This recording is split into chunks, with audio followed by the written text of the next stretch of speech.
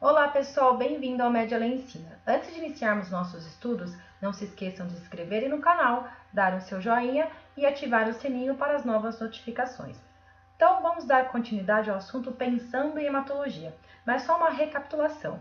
Para quem assistiu e para quem não assistiu, recomendo que assista. Nós comentamos na aula passada sobre o processo de hematopoiese que acontece desde o período embrionário e perdura ao longo da vida do indivíduo.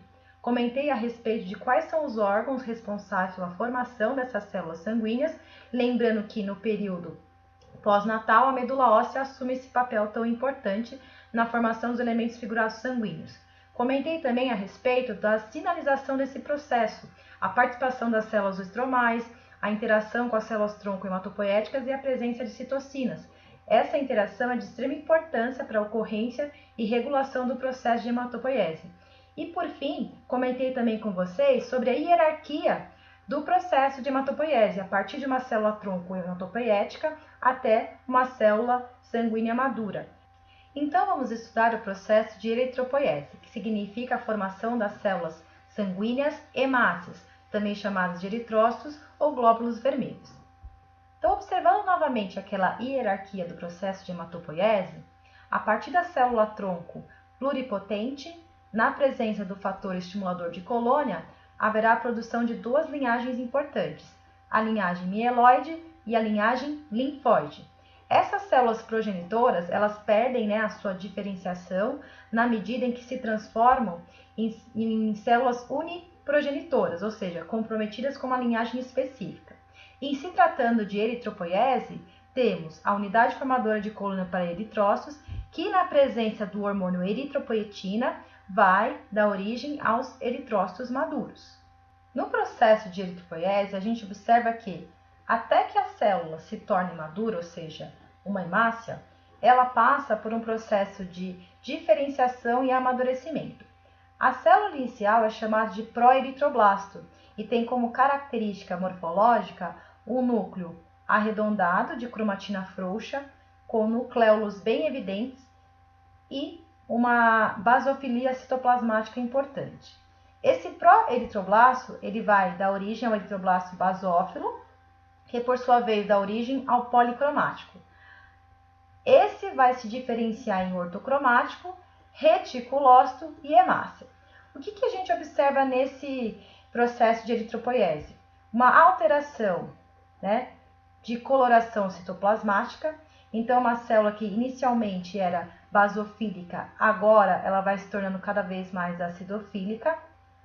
Há uma diminuição do núcleo, até que no estágio de reticulócito você não observa mais essa estrutura.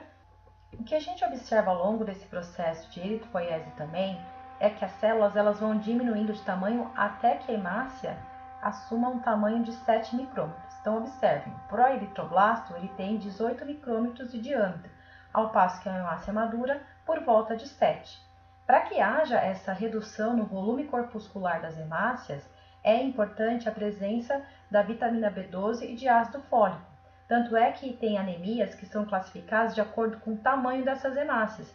E em situações onde há uma carência dessas vitaminas B12 e ácido fólico, as hemácias na circulação irão assumir um tamanho acima do normal.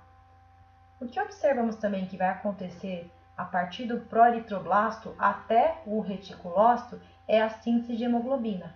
Então, o reticulócito é o local final da síntese de hemoglobina. Isso indica que a hemácia, quando liberada na circulação, ela não tem mais a capacidade de produzir esse pigmento. Ela já vai para a circulação apta para desempenhar a sua função, que é de transporte de oxigênio. Se a gente for lembrar da estrutura da hemoglobina, ela é uma proteína quaternária formada por cadeias unidas aos pares. Então, ela tem cadeia alfa, pode ter cadeia beta e outras cadeias variáveis de acordo com a fase da vida. A síntese de hemoglobina acontece desde o proeritroblasto até o reticulócito, lembrando que a hemácia madura não tem capacidade de sintetizar a hemoglobina. Sendo assim, o processo de hemoglobinização depende do ferro. O ferro vai ser transportado pela transferrina vai ser disponibilizado no citoplasma das células precursoras da hemácia e incorporado às mitocôndrias. A etapa inicial para a formação do grupamento M, que é uma estrutura não proteica da hemoglobina, acontece a partir da união da succinyl-CoA proveniente do ciclo de Krebs com o aminoácido glicina, na presença da vitamina B6 e da enzima ala-sintetase. Haverá então uma cascata de reações enzimáticas até a formação do grupamento M, no qual o ferro vai ser incorporado.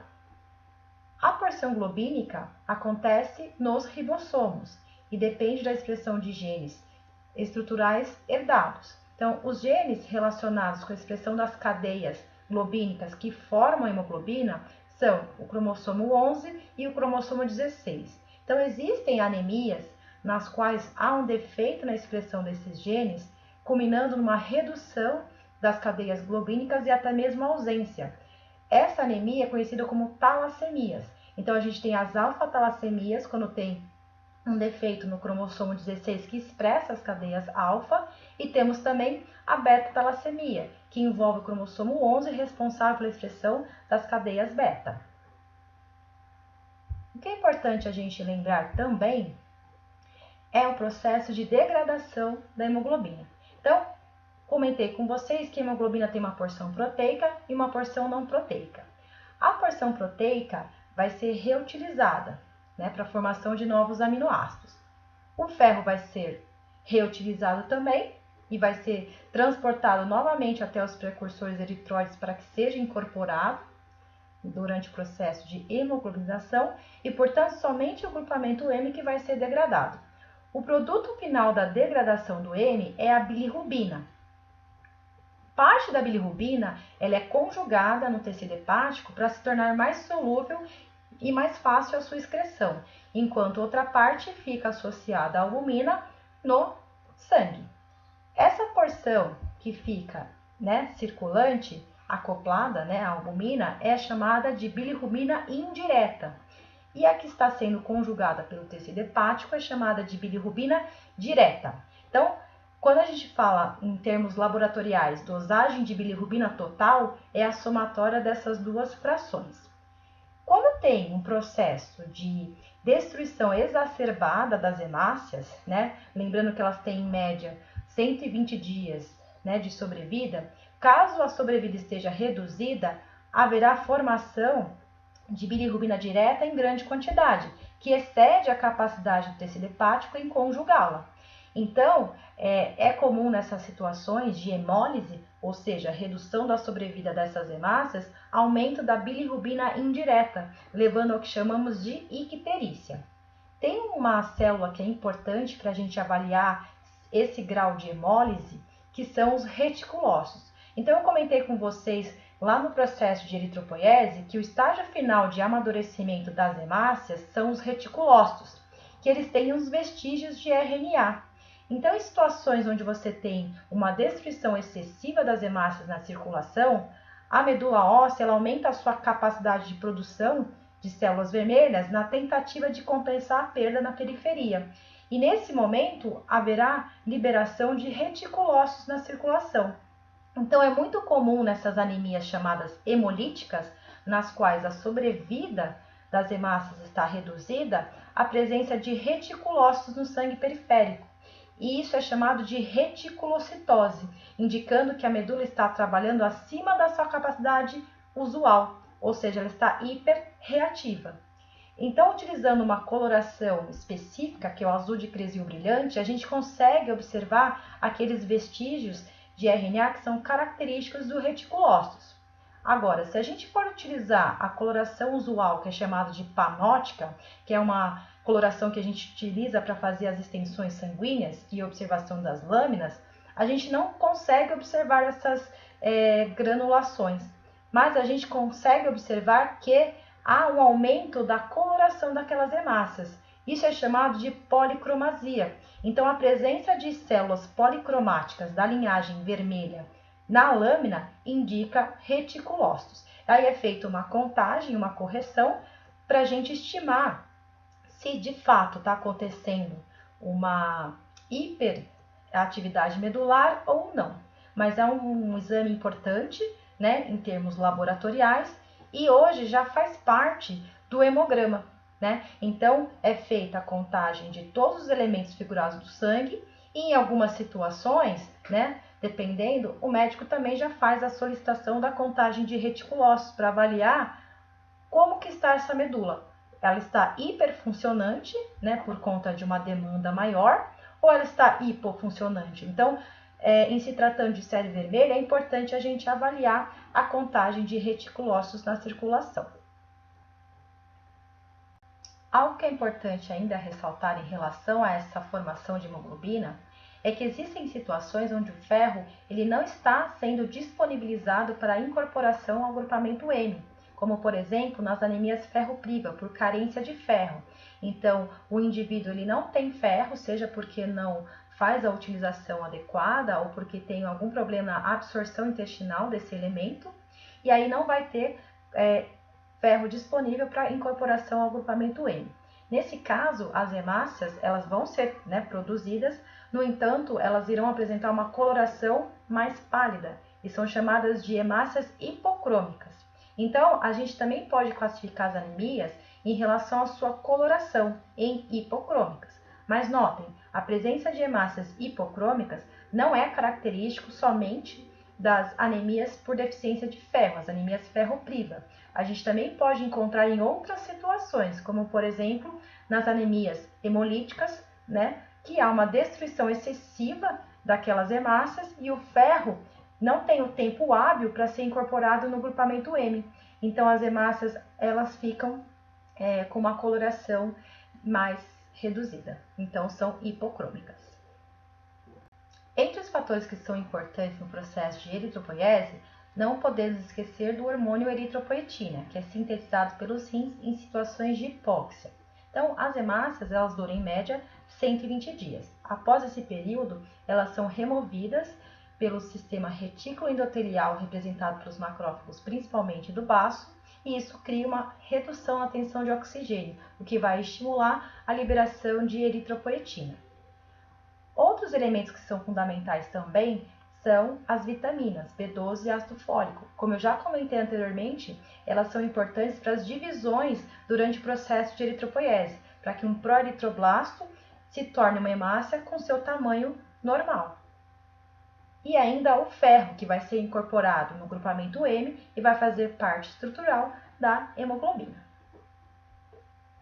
Aqui eu trouxe para vocês esse feedback que acontece, então, para a formação de hemácias.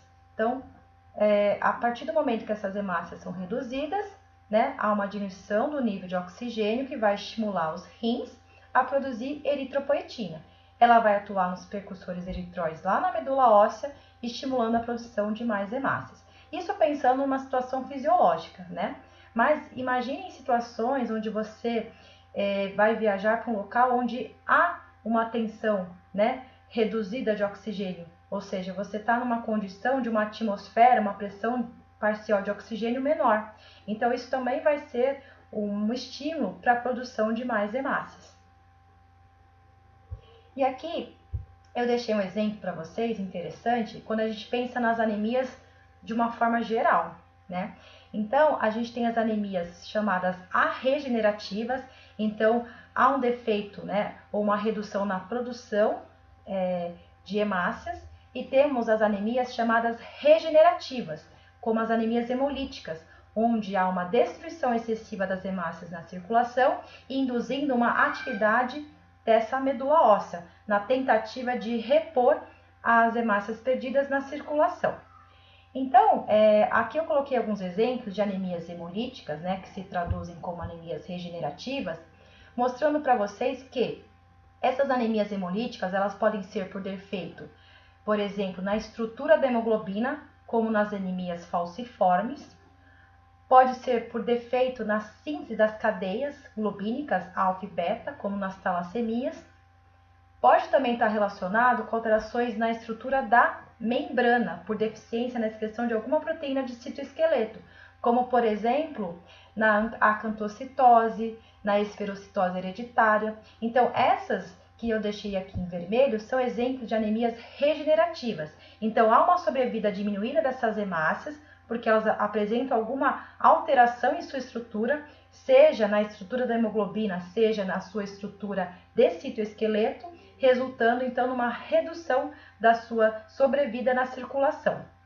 E aqui eu deixei, né, de azul as anemias que se enquadram nas arregenerativas em relação à produção de hemácias, né, e portanto na redução de hemácias circulantes. Então, como por exemplo, a anemia megaloblástica, que é decorrente, né, da deficiência de vitamina B12.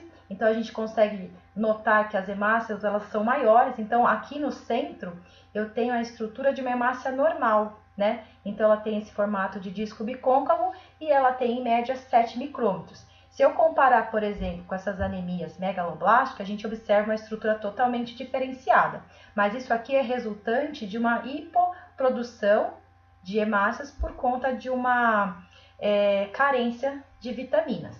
Aqui eu tenho as anemias ferroprivas, que eu comentei com vocês, que são hipocrômicas, né? Então tem uma coloração reduzida, mas elas também têm um tamanho reduzido. Já que a hemoglobina não está sendo sintetizada, essa hemácia ela ocupa um volume menor. Então, além de serem microcíticas, né, um tamanho reduzido, elas também são hipocrômicas. Então, notem que tem uma diferença quando comparada às hemácias aqui representadas ao centro. E aqui tem um parâmetro que é utilizado, né, no hemograma, que é chamado de hematócrito. E o que seria esse hematócrito? Ele é o percentual dentro do volume total de sangue centrifugado ocupado pela coluna de hemácias. Então, eu comentei com vocês na aula anterior que quando a gente colhe o sangue com anticoagulante, ele vai ser dividido em fases, sendo que a coluna aqui inferior representa as hemácias. Então, aqui temos um hematócrito normal, que é expresso em valor percentual. Quando eu tenho um processo anêmico, seja por destruição excessiva das hemácias, né, no caso de anemias hemolíticas, seja por diminuição na produção dessas células, como nas anemias arregenerativas, eu vou observar uma redução dessa coluna, né, caracterizando um processo anêmico.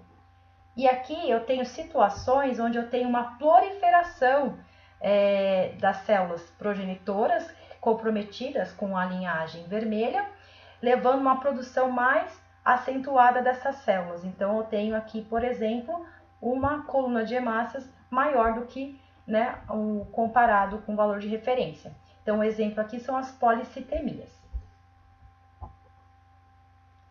E aqui, já que a gente falou um pouquinho sobre as anemias elas podem ser classificadas quanto ao seu volume corpuscular médio, ou seja, ao seu tamanho. Então, em situações normais, eu tenho, né, o tamanho de hemácia variando entre 60, né, até mais ou menos 100 pentolitros, que é a unidade utilizada para esse parâmetro. Quando eu tenho as anemias microcíticas, então observe que eu tenho um VCM alterado, eu tenho um deslocamento dessa curva, né? Então, quanto mais para a esquerda, menor o volume corpuscular médio. Então, quando eu tenho uma anemia com uma redução no seu tamanho, isso é chamada de microcítica e está relacionada com esse índice hematimétrico chamado VCM, volume corpuscular médio. E temos ainda as anemias macrocíticas, que eu comentei com vocês, que normalmente está relacionado com a deficiência de ácido fólico e vitamina B12. Então, as hemácias, elas são lançadas na circulação com um tamanho acima do normal. Então, de acordo com o VCM, essas anemias são classificadas como anemia macrocítica. Então, observe o deslocamento, né, desse histograma para a direita, tá? E aqui só uma informação extra, essas anemias no qual eu tenho uma redução do volume, ou seja, anemias do tipo microcíticas, podem ser por deficiência de ferro, né, como nas anemias ferroprivas, mas, como eu já citei anteriormente, também pode estar relacionado com uma destruição excessiva dessas hemácias na circulação e não tem o tempo hábil para que aquele ferro seja incorporado no grupamento M. Mas, pessoal, existem também anemias no qual eu não tenho alteração no volume corpuscular médio. E nesse caso, elas são chamadas de normocíticas. Em que situações isso acontece? Por exemplo, nas anemias de doença crônica. Então, são anemias de caráter inflamatório que vai influenciar na atividade da eritropoetina sobre os precursores eritroides. Então, você tem um retardo no início da formação de células sanguíneas, mas isso não afeta em relação à síntese, por exemplo, de hemoglobina. Então, você não vai ter uma retração citoplasmática, que é característico quando a célula não tem ferro para ser incorporado ao grupamento hemo. Então, só para fechar esse pensamento, as anemias elas podem ser classificadas quanto ao volume corpuscular, ou seja, quanto ao seu tamanho, em normocíticas, então eu não tenho nenhuma alteração no seu volume, como nesse caso, microcíticas, então eu tenho deslocamento, né, mais para a esquerda, resultando num tamanho reduzido dessa célula, e macrocíticas, então eu tenho um deslocamento mais para a direita, resultando em um aumento do seu volume corpuscular médio. Bom, pessoal, então essa é a segunda aula relacionada ao Pensando em Hematologia, mas não esqueçam que ainda tem o Continue, que está relacionado com as alterações leucocitárias no hemograma. Não percam e bons estudos!